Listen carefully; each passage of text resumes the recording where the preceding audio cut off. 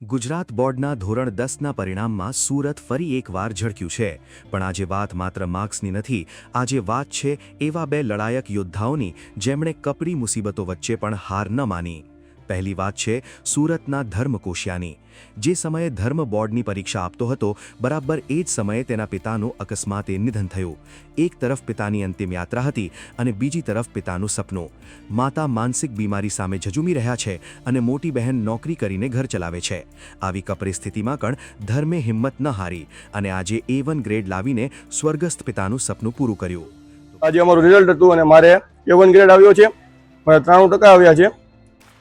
બોર્ડના લાસ્ટ પેપરમાં મારા પિતાનું મૃત્યુ થયું હતું, છતાં પણ આજે મેં આ સિદ્ધિ પ્રાપ્ત કરી છે અને મારી મમ્મીને પણ મમ્મી પણ ખુશ છે.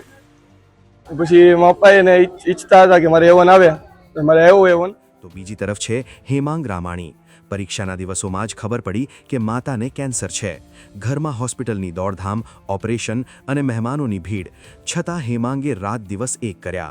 આજે જ્યારે હેમાંગનો A1 ગ્રેડ આવ્યો, ત્યારે કેન્સર સામે લડતી તેની માતાના ચહેરા પર જે સ્મિત હતું, એ જ તેની સાચી સફળતા છે. મારે A1 ગ્રેડ પ્રાપ્ત થયો છે. મારે 93% અને 98 PR આવ્યા છે. મારા મમ્મીને પરીક્ષા દરમિયાન કેન્સરનો દોર ચાલતો હતો. તે દરમિયાન પણ મેં ભણવા પર ધ્યાન આપીને A1 ગ્રેડ પ્રાપ્ત કર્યો છે. આ બંને વિદ્યાર્થી ધર્મ અને હેમાંગે સાબિત કરી દીધું છે કે સંજોગો ગમે તેવા હોય, જો મન મક્કમ હોય તો સફળતા મેળવતા કોઈ રોકી શકતું નથી. સલામ છે સુરતના આ બંને લડાયક રત્નોને.